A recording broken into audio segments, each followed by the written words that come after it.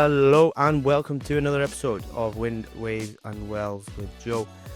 This week we go into part 2 with Leo Lindner, the post events after Deepwater Horizon, and where he kind of went after that, and a little bit more about where he feels the oil field needs to go after his time in it. So I won't ramble on too long. Straight into this episode again with Leo. How do you process what happened to you that night? Like, I don't. I know. I don't know. How do you process it? I mean, I knew like oil companies have a pretty ragged history when it comes to how they deal with other countries and what goes on. And I knew all this, but I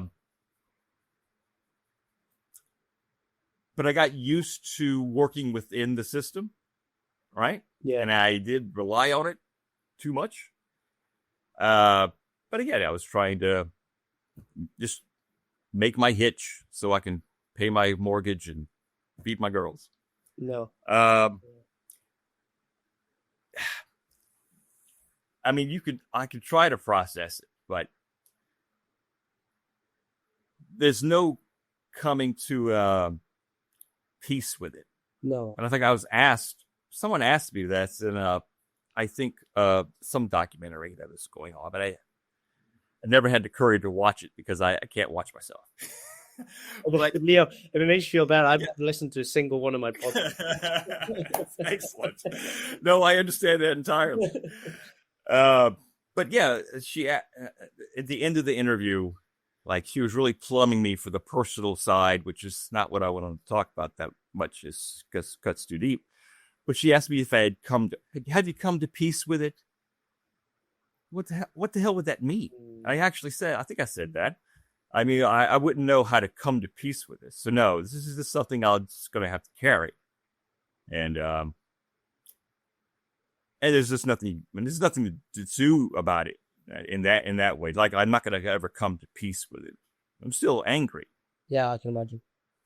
And that's never going to stop. No, I can't imagine it would. No, I honestly, I would never. Thankfully, touch wood. I don't know how it would feel, but yeah, I think the problem with Deepwater Horizon is there's been so many incidents prior to that. In terms of lessons that we learned, Piker Alpha, for example, there's another one. I don't know if you know much about Alexander Keeland over in Norway. Like things, yeah, 150 guys, right? Yeah, and you just think to yourself, by then, like when would enough been enough to kind of learn that there's taking risks and that there's really, taking the piss over a risk. Well, Joe, I think Joe, it's like. You become a nerd of the danger. If you are one of those executives driving around the office and you have done X, which is a little risky, but you start to think of X as being just standard, right? Just something you're going to do because it takes less time. Then you are going to like swagger a little more every time and push that envelope further and further to the edge so that you can like be the golden boy and you can like move up to vice president or, it's that kind of ego game. Really, I think you need to be a psychopath to be to be an executive. Yeah. But it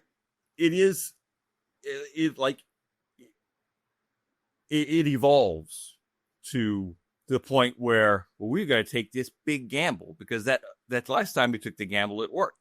Yeah, I know. So, I know what you mean. And people forget. Nobody knows about Piper Alpha. Certainly not in the public eye. And I knew about Piper Alpha.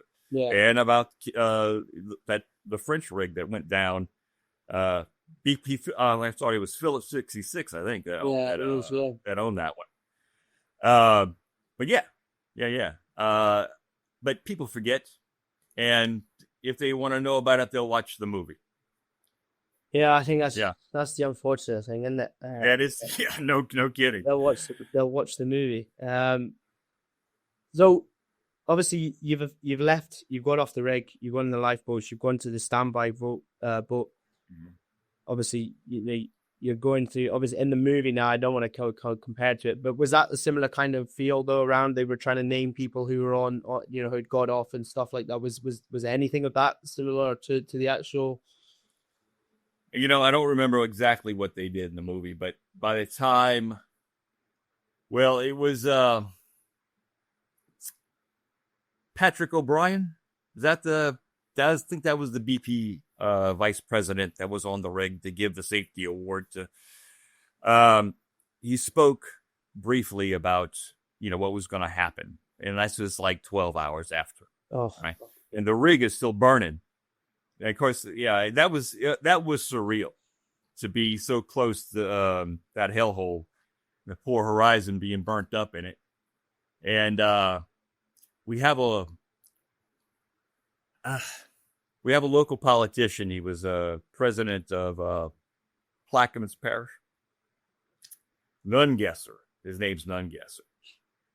And he said on the radio that, oh yeah, they found the 11 guys. Like everyone on the boat, Damon Bankston was like elated to hear that they found the 11 guys. They didn't find the 11 guys. no, I was going to say, I don't know where he got that, but he got a soundbite. He's damn lieutenant governor now, idiot. But so yeah, we had to stand there and watch, the burning grave of our friends. And once O'Brien talked, we talked about very anodyne things, like when they were going to leave and when we're getting it back home and that kind of thing. And I did say, I said, what about fallen guys? We should say something. Of course, after I said that, I had nothing to say. But Patrick Morgan, the assistant AD, he started saying the Lord's Prayer.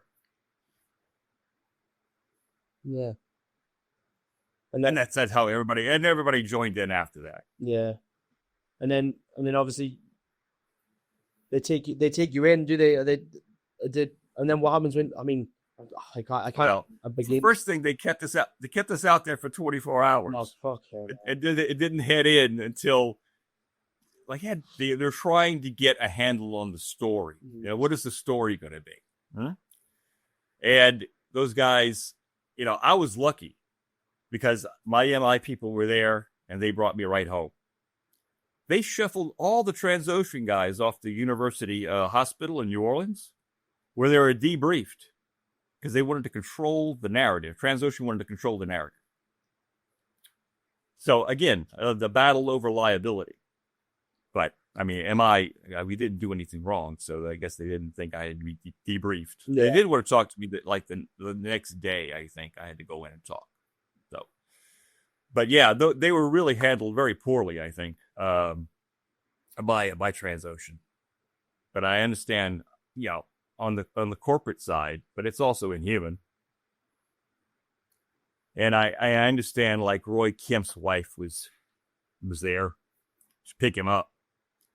But he was in A crew. I mean, thinking about it would be like because I have worked in the States and there is an ounce of different. It is different there. I mean, everything, for example, the company I worked for, we had a slight spill, and the panic over the slight spill was I've never experienced anything like it. I mean, like if you have a spill in the UK, like, yeah, okay, clean it up, blah blah blah. Make sure you. But there, it was absolutely, everyone seemed to come to see it. But whereas when a guy came out in his Crocs to work, to do his crane operations before getting on his bed because he knew he was going off that day, like it was no hard hat, no nothing. It was almost like. Jesus, it was almost like, yeah, all right, yeah, what's wrong with this? And I think where America is, and I've got nothing wrong with it. I've got absolutely nothing against Americans, but you are the creme de la creme of capitalists. and Well, I'd like to make a distinction. There are American workers and there are American landlords or executives, or, there is a distinction there. But unfortunately, workers really do defer because they must know something because they're rich. Yeah. But I think that wasn't always the case. But that has been the mindset, since the 70s. I think that and I think it's unfortunate, but I think there's got to be a point when they have been resilient enough and realize that, we are getting the short end of this stick, and we'd like some more stick, please. Yeah. I do hope so, because you talk to a guy, one of my neighbors, he's a welder, or pipe welder. Yeah. A man in demand, rarely very home. And all you have to do is ask, how's work? All those sons of bitches, because they understand the position that they're in. Yeah. They also understand that this is how they create a life for their family. Yeah. Do you think offshore workers are any better protected now than your crew was? I cannot say that with any definitive evidence, Joe, because my last well was on the DD3, drilling the relief well from a condo. Right. You went back out. Yeah. Well, I went back out. Yeah. Oh. I had to do something. Right. And that was probably the best thing I could do. But we didn't even have the mud. We had these lost circulation pills. Oh, really? So basically this is there.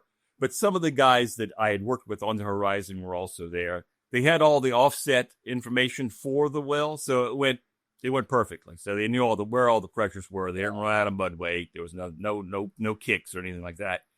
But it was strange being on the rig. And I saw some of those guys' faces that died in the faces of those guys on the DD3. Yeah. Another Transocean rig. And I just knew I had enough. So I had to get out. But yeah, that was the last one. And that, I understand now that they have like iPads and, there's all kind of documentation. But again, you can have all the documentation you want. But when the decisions are made, that's not even on the rig. No. None of those decisions are made. The big decisions are not made on the rig. Even though when something bad happens, they want to make it so. Or they didn't follow the instructions correctly, or whatever. But I really have no idea. But I know that the dynamic is still the same, right? That to increase capital every year, you must become more and more efficient, maybe take more and more risk to get things done. But there are other things that are probably aiding in that, like automation, right? Like a dual derrick drill ship could drill a well that would take the Horizon 3 months, probably do it in 1.5. Yeah. Right? Because they could be running casing while they're drilling. And but my concern with that is that these guys, there are fewer and fewer jobs. Like Louisiana politicians all talk about great jobs that they're giving us, right? That they're giving us. But with AI, automation, and techniques, there are fewer and fewer jobs out there that are really going to be permanent. I say permanent, or at least a long course job than there were even when I started in like 2001. Yeah. I think. You talk about like the government's trying to kill jobs and people with signs protesting. They're job killers. But the real job killer is the oil production company or the oil companies, because they want it. If you get a machine to do it, that machine's not going to have children. It's not going to have to go to college. No one's he's not going to have need health insurance. It's not going to retire, right? So the one thing they want to get rid of on the rig are the people. because they're the liability. They're the things that cost them money. So, yeah, I don't think that's not like an idea that has taken root, but it's like Norway. We're talking about how great Norway is, or Equinor. They have production platforms with nobody on them. No, yeah, yeah, right. Yeah, like some guys in control rooms flipping switches. Yeah, and I understand that the labor unions were upset about that, but you imagine they were. Yeah, but I think it's the Vito big shell platform. I think they've taken a page out of the Equinor book, because there are only like a skeleton crew on board the Vito. So you don't have nearly the number of jobs. Yeah. Right. So, and of course they increase the profit for themselves, but not having to pay these guys. Yeah. But I don't think that notion that, look, if they can replace you, they would do it. They will definitely get rid of you if they can, because they'll make more money. Yeah. I mean, but it's, there's very few vehicles in which to get that message across. What kind of support were you offered? Any support after what happened? I think I was offered to go see a therapist. She suggested I read this book by Glenn Beck. You know who Glenn Beck is? No. He's a madman. He's a kind of religious right-wing guy, and I'm a believer. I'm just not that dumb. But even if it was someone that that was very smart, and I don't know that it really did all that good. But I tell you what, like when we were going through the trial, there were a handful of guys who said the same attorney that I had. And it would help talking to them, because they knew exactly what because they'd gone through it. And just my friends who are all like, they work in different industries here. It helped talking about it. But at some point, I mean, I don't know. There's just some things that, well, again, like I said earlier, that you never just going to scab over, maybe have a callus, but it's never going to be that soft skin anymore. So no, I didn't find therapy all that helpful. So, do you still suffer with? But having a having a community, it helps. Yeah. Are we going to say? No, I was going to say, do you still suffer now with kind of flashbacks from it all? I tell you what, the worst dream I had, and this was a few years ago. I dreamt that I was back in the locker room before we went out on the deck of the Horizon, and all the guys were there, and we were putting on our boots. And Gordon Jones was he was talking about some kind of frat party he'd been to, and then I woke up, and it was, I guess my mind wanted everything to be okay. Yeah, but I think my waking hours are the worst, though. It's when I start thinking about it. Yeah. Yeah. So I still have I still have my fits of depression, but it's again, how could I not think I'm lucky? Obviously you've done a bit of speaking out since Deepwater Horizon. What made you start doing that? I felt an obligation to those 11 guys. Yeah. And workers in general. But yeah. I thought it was my obligation to say something. Did you worry at all about how certain companies would react to that? Well,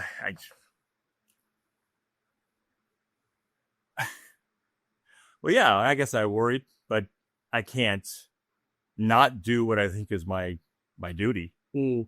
At least, having an obligation superseded the kind of pushback. I don't know what I don't think anything I've said is untrue. So how far it can go, No. if a company wanted to be upset with me, but Do you think? Because obviously, like we've spoken about the movie. Yeah, and a lot of people say that a lot of it is. Did that annoy you at all coming out when they made the movie in the way that they did? oh yeah, I mean the way they kept saying in the local papers, it was all about the guys. Oh, the 11 men. I remember when Bobby Jindal, he was governor, right?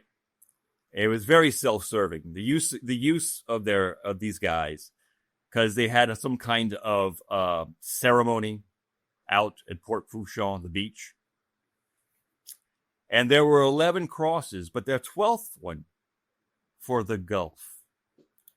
Now, of course, that's not. Yeah. That's not true. Yeah, I know. But it was very self-serving. He put out like commercials like he was sucking up oil in the marsh. This is Bobby Jindal that did this. Yeah. But I feel that the movie did kind of the same thing. It really did kind of feed off the cadavers of those 11 men to give you a bit of entertainment. Yeah. So yeah, I was really incensed about the movie. Because when we were speaking just before we started recording, you said that you were offered to come on as consultants. Everyone that was on the Horizon, where they were offered to come as consultants, some fine people went and they did it, right? But I just saw it as kind of like, well, how about we give you some money so you don't badmouth the movie? That's the way I saw it. But I mean, I'm not saying anything bad about anybody who took part in the movie except Mike Williams. But no. But it was never that busy. He was never walking around with AMs and checking out pressure. Yeah, really. All that kind of little yeah. suspension of disbelief. You ever been on an oil rig? The suspension of disbelief would be too much. Looking about with But yeah, they offered everyone that was on the rig to come out to the movie and be a consultant, eat some catered food, and maybe even shake hands with Marky Mark. And yeah, Kirk Russell, I'd shake his hand, and John Malkovich, sure. To be fair, he is a perfect bad guy in all honesty, as John Malkovich. Oh, he is. He has a very sinister look. Yeah, he was the perfect bad guy for that one. But you notice how it's all shunted on Don Badrine. Yeah. And Don Badrine was just a functionary. He was just like, we know what we're doing. We're gonna do it. Look, I'm a good guy. But yeah. But so again, taking the onus off of the office and putting it on the rig was very important. Anyway. I spoke to Chris Lemons, as we spoke about earlier, and they've done similar. Even so, they made a documentary about him. They put it on Netflix. It was BBC went on Netflix, and then now they brought out an actual movie. I'm not actually. Sorry, and what is the name of it? The Last Breath. It's called The Last Breath. Yeah. So what? It's sorry. You honestly, if you get a chance, you want to have a look into it. Like I said, I done a podcast with him, but it's mental actually how it's almost like tragic stories aren't tragic enough that they I know it sounds horrible, doesn't it? But that everything's going to have a spin on it. So, for example, when they were doing the documentary, this is the documentary side of things, they had to put quite a lot of things on for the documentary, even though the fact that this guy had been left at the bottom of the sea at the seabed, for 40 minutes on his own with nowhere, pretty much nearly died, right? And they came back. Not dramatic enough. A shark. That's really fucking bad. But it's like, no, it's not tragic enough. We've got to put something on this, right? And then obviously in the Deepwater Horizon scenario, where like you said, it was. I think it was the incident in itself was bad enough. I remember watching it on the news as a kid. I was just left school, seeing it anyway, and I remember seeing the pictures of it. And this thing was. flaring, right? It was burning. Yeah. There was oil. The oil spill went on for days, blah, blah, blah. But it's still not bad enough that they've got to add a bit more to it. Do you know? And it's mental how that's how humans need things to almost be portrayed on it. It baffles me. Yeah, fiction. Fiction has to be larger than life. Yeah. Like, really? Yeah, no, you're absolutely right. That they have their own kind of critical path. Yeah. You've got to get people in the theater to watch this damn thing. Yeah, no. So they got to be as exciting as possible. Yeah. It's make it really, really. Before I drift off, how many of the people from Deepwater Horizon are you still in contact with today? It's been a while since I've spoken to anyone, but yeah, like over the years, I've talked to my old partner, another mud engineer, an AD, mud logger, company man. But it gets hard to talk about things after a while, especially, I see what happened in a particular way that they don't. And there's like a natural conflict there. Yeah, I know what you mean. So yeah, it's difficult. Matter of fact, I have an old friend from down the bayou. This is in Cutoff. I live in Thibodeau now. Yeah. And we went through high school together, and he works at Port Fourchon. And we reconnected, and this is no fault of his own. I'm not. He is a terrific guy, but all he wanted to talk about was, is COVID real? Buddy, I don't care. I wanted to know how his work was, how his family was, but he wanted to convince me that COVID wasn't real. And so there was that kind of ideological problem that we had in speaking. Now, I still love the guy. I know he has affection for me, but he's reticent to talk to me because, I didn't take ivermectin. Yeah. But again, I agree. A terrific guy, and it's just we're so full of bizarre narratives in order to make the world make sense without changing how we think about it. Because if they really looked at it, you really do have to change your thinking to understand the position that you're in if you're a worker, right? Yeah. And that's uncomfortable because once you accept something as being true, well, then you have an obligation to do something about it. And, you're risking your job if you criticize or speak out against, the methanol plant that you work at, or, any number of things, wherever you're really, you're working. Yeah. No, it's just difficult to talk. It's just difficult to talk. No, I totally understand where you're coming from.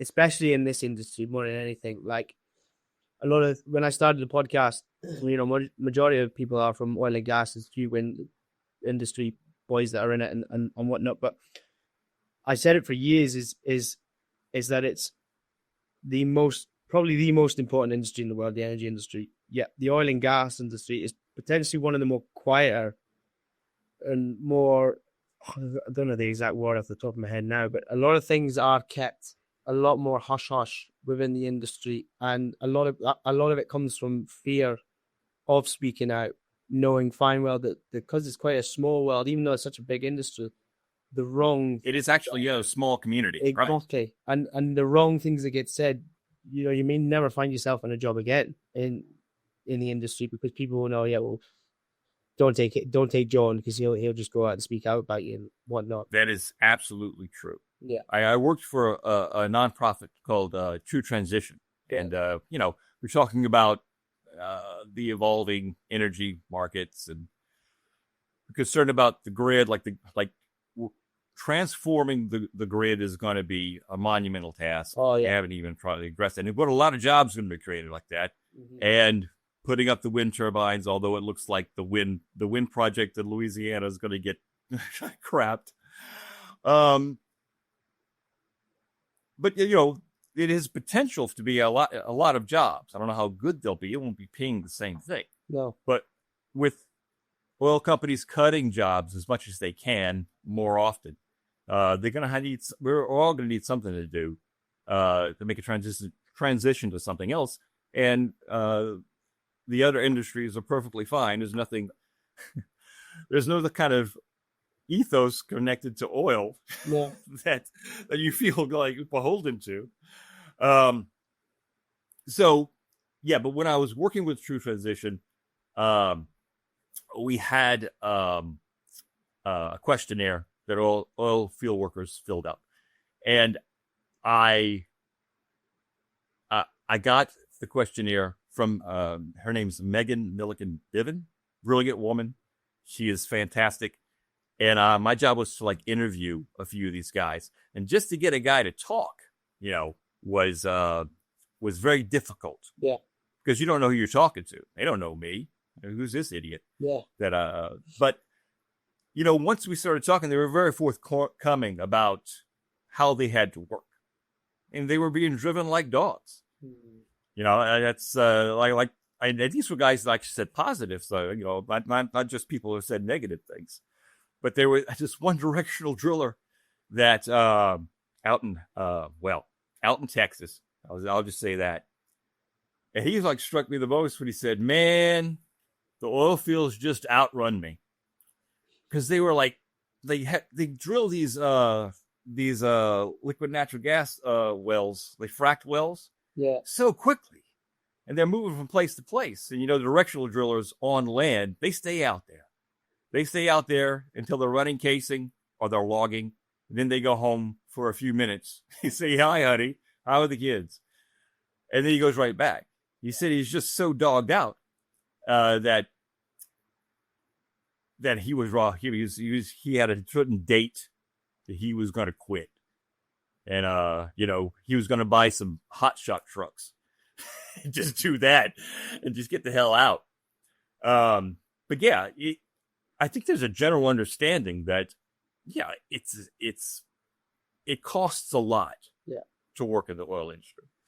There was going to be a CCS project just north of here in Chakbang. And the community was getting together because it was Phillips 66, I think, that was doing it. But the oil company, I should say, not Phillips 66. But they were having a get-together where they're going to ask questions. And, of course, the local politicians were there. All the local luminaries were there. But the people were there. It was very interesting to talk to.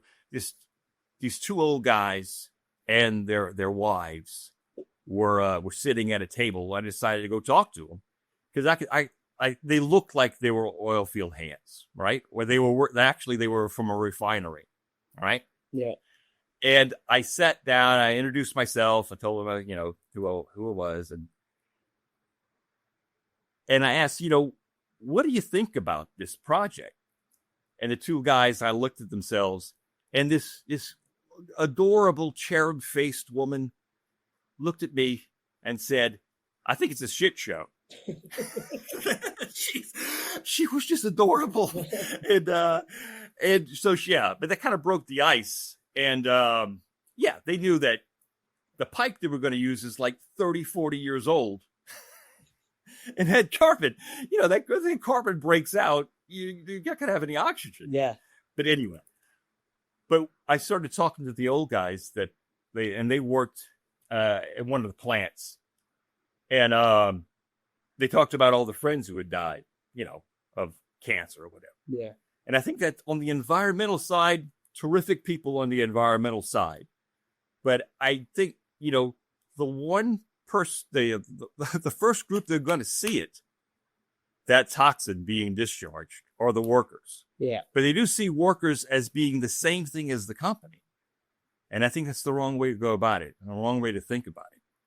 Because they're having to breathe that ethylene oxide also. But again, how do you reach out to them.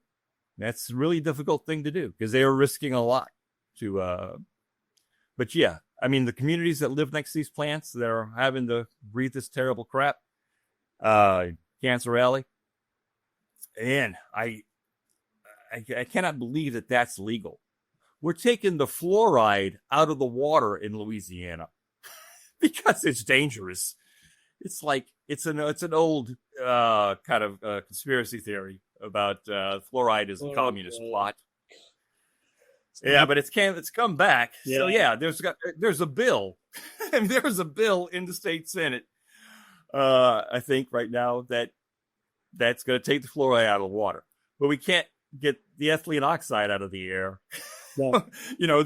That's perfectly fine. That's you can't see it. Yeah, like I can't see it. Yeah, you can't see it. Yeah, like all right. But yeah, but I think we all have like working people have a common cause. It's just getting them to realize that because the trick is to make some workers feel superior to others. Mm. Yeah. And if you can get them to hate those, the person working at McDonald's or the barista who are your enemy. Yeah.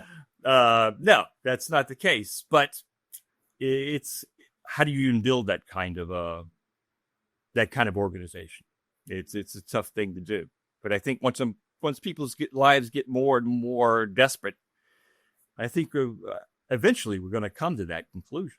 There's a state representative down in South Lafourche, and his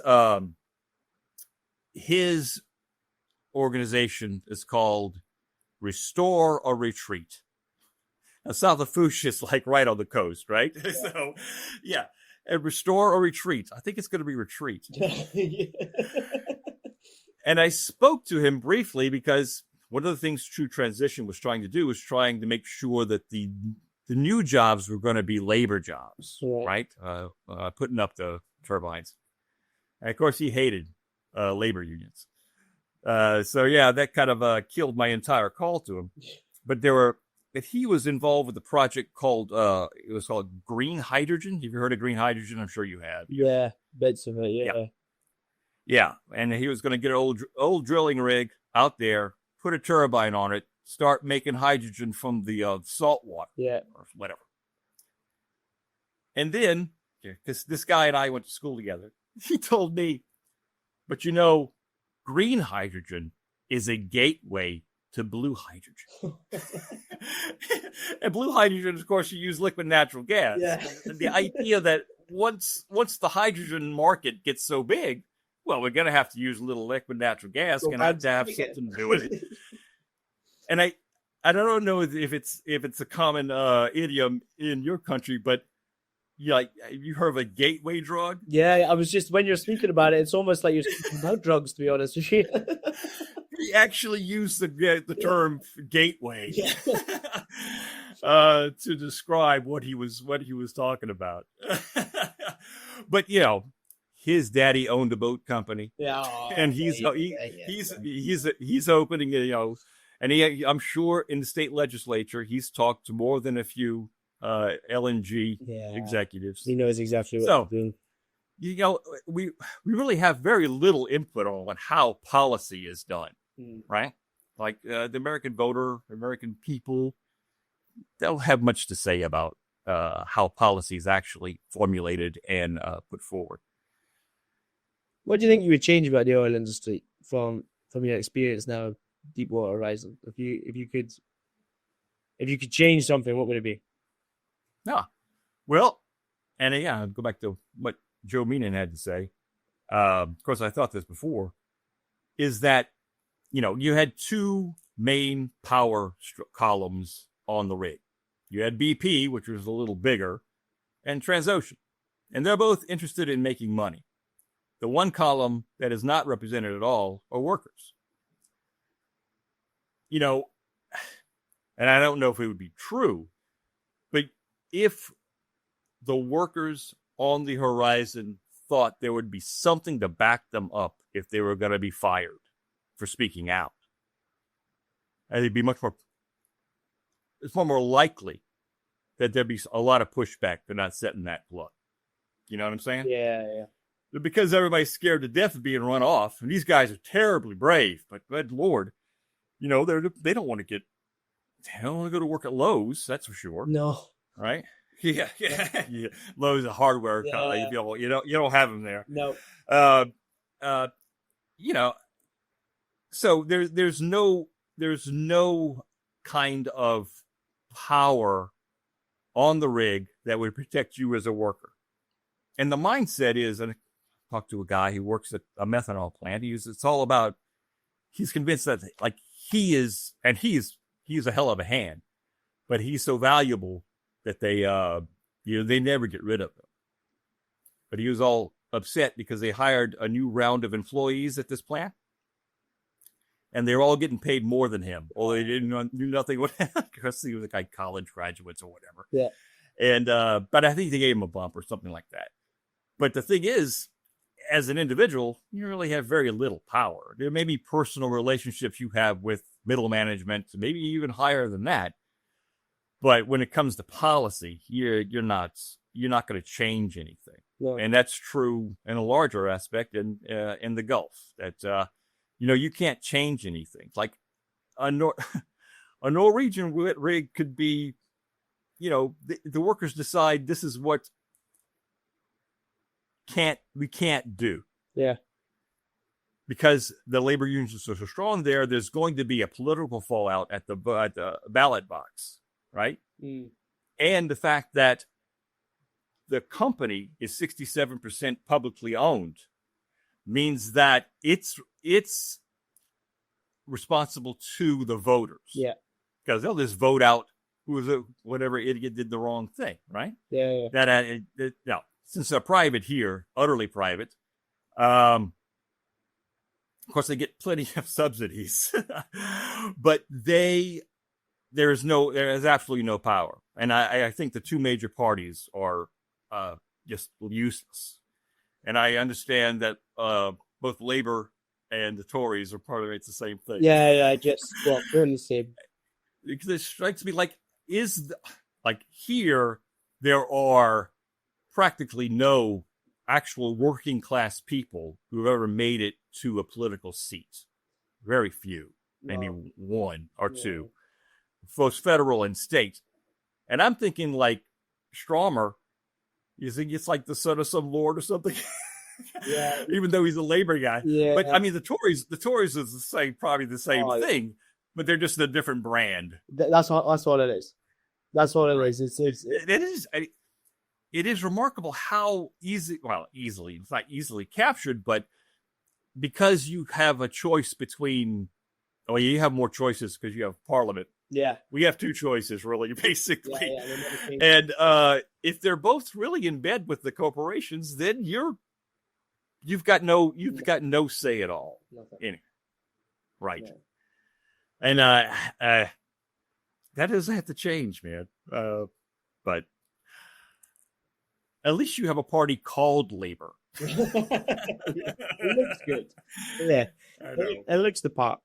I don't know if they're for the people I like, but I like. Yeah, right. I know. Comes to politics, I just like I'd like to make a point about.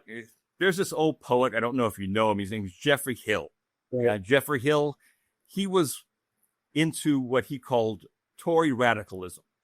Now, this was the idea. I know it's silly. It is silly, but he's a great poet. I love Geoffrey Hill, but that the Tories had more power in the rural areas because they were landowners. They're more concerned about the farmers and things like that at one point, and the Whigs were like the city people. But in one of his books of poems, and this is like right before he passed away, he wrote that Jeremy Corbyn must win. But that was in one of his poems. And I don't know how you feel about Jeremy Corbyn, but he certainly saw Corbyn as being an outlier to like all the other candidates that were. So even the old Tory went with Corbyn. But it didn't go well for Corbyn.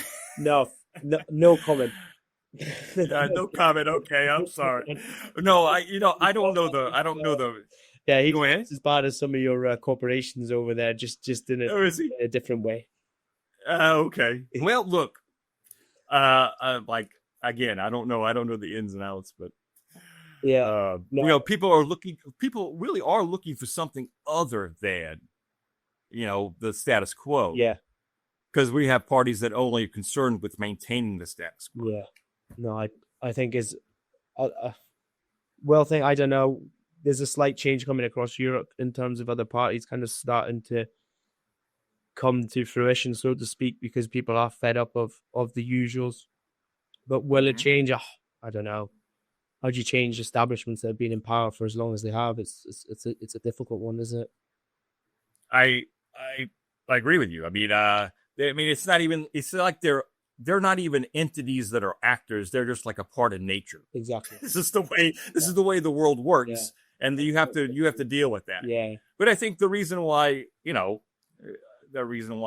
my country has moved sharply to the right is that they see no other options. No. And frankly, all other options, of course, the what do they call them? The masters of mankind. Your countryman Adam Smith talked about the vile maxim of the masters of mankind: all for ourselves and nothing for anybody else. Yeah. I like Adam Smith, but he's been used badly. Yeah. But anyway, they're just looking for something that's going to shake it up. And of course, they found their their hero in a game show host. But but I don't think he's going to really change that much. He's going to make a show of it, and people have gotten used to politics of being a show, and not actually about politics. Actually about policy.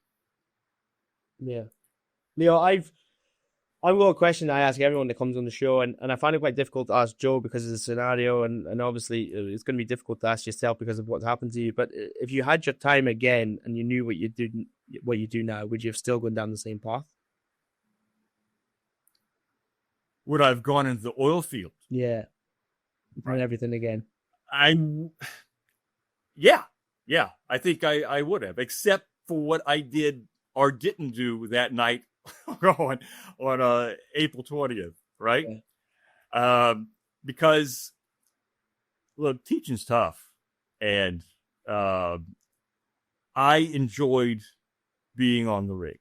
I really did like the guys. I hated like the politics and the stress, but there's no way like my family would have done particularly well if I'd have stayed teaching. No, there's no way. No, no. It'd have been like I've been making a pittance.